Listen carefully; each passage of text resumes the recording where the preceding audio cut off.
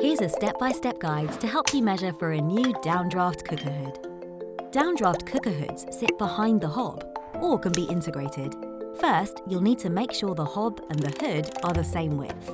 Now check the distance between the hob and the wall. This is usually 2 to 4 inches. You'll also need 10 to 12 inches under the counter for the hood, ducting, and the hood's motor. Next, measure the path the ducting will take to exit the kitchen. This will depend on whether you want it to leave through the floor, wall, or ceiling, and the sizing given by the manufacturer. You'll also need to check the distance to the nearest power supply. Measure the thickness of your worktop in case extra support is needed.